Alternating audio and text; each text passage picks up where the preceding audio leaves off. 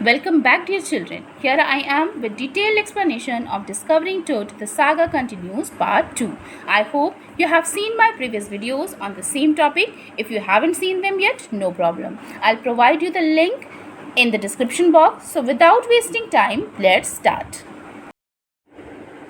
After months of carefully recording the pharaoh's funerary treasures, Carter began investigating his three nested coffins. Opening the first, he found a shroud adorned with garlands of willow and olive leaves, wild celery, lotus petals, and cornflowers, the faded evidence of a burial in March or April. When he finally reached the mummy, though, he ran into trouble. The rituous resins had hardened, cementing Toad to the bottom of his solid gold coffin. No amount of legitimate force could move them. Carter wrote later what was to be done.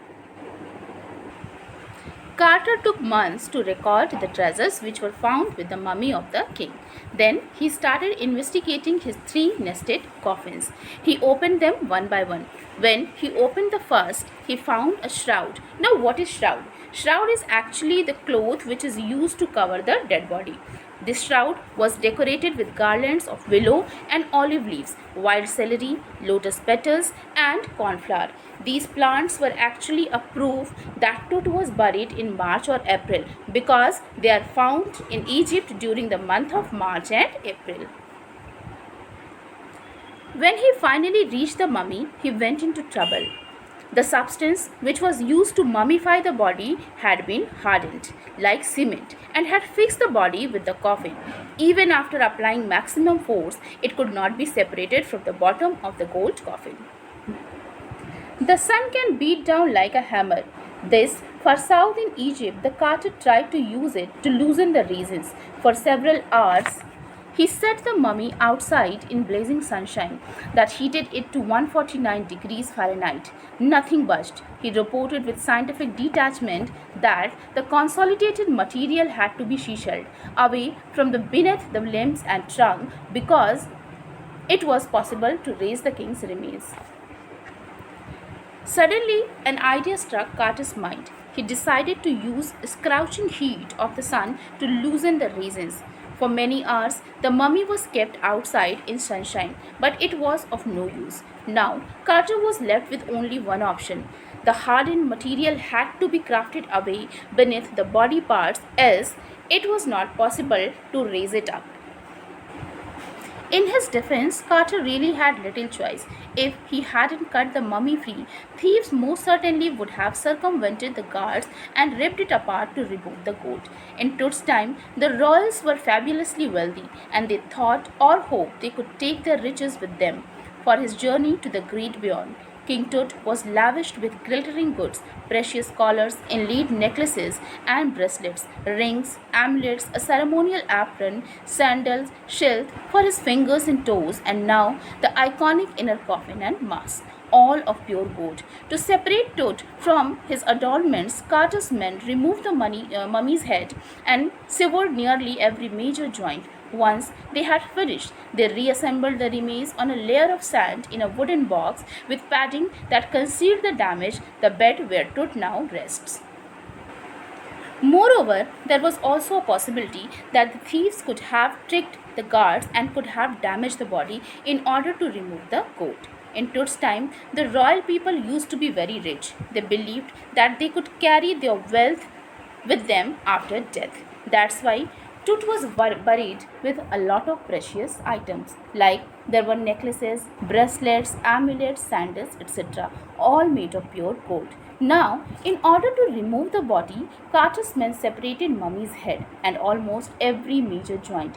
After observing the body parts, they reassembled the remains over a layer of sand in a wooden box and concealed the damage and kept the body at its place.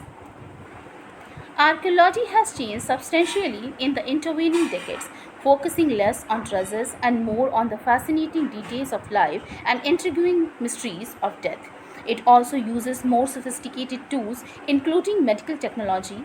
In 1968, more than 40 years after Carter's discovery, an anatomy professor x-rayed the mummy and revealed a startling fact. Beneath the resin that cakes his chest, his breastbone and front ribs are missing.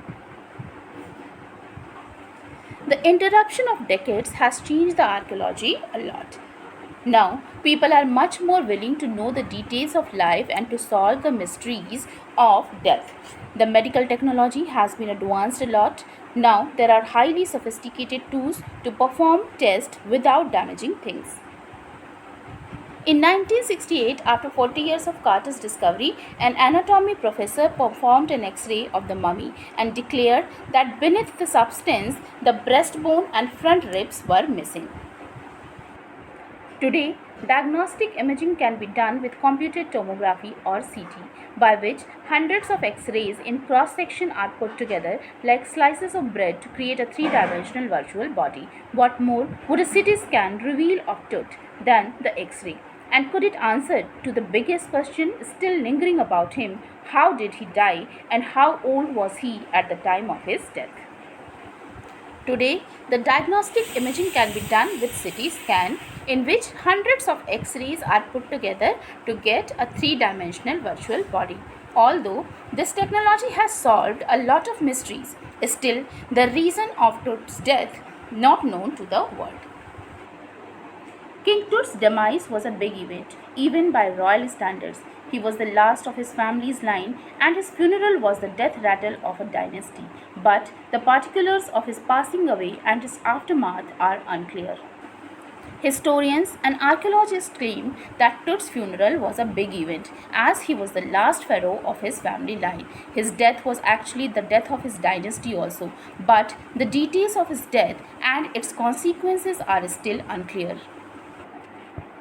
Amenhotep III, Tut's father or grandfather, was a powerful pharaoh who ruled for almost 4 decades at the height of the 18th dynasty's golden age. His son Amenhotep IV succeeded him and initiated one of the strangest periods in the history of ancient Egypt. The new pharaoh promoted the worship of the Aten, the sun disk, changed his name to Akhenaten or servant of the Aten, and moved the religious capital from the old city of Thebes to the new city of Akhetaten, known now as Amarna. He further shocked the country by attacking Amun, a major god, smashing his images and closing his temples. It must have been a horrific time, said Ray Johnson, director of the University of Chicago's Research Center in Luxor. The site of ancient Thebes, the family that had ruled for centuries, was coming to an end, and then Akhenaten went a little wacky. Under the rule of Amenhotep III, who was most probably Tut's grandfather, his dynasty was on the top. It was the golden era of Egypt.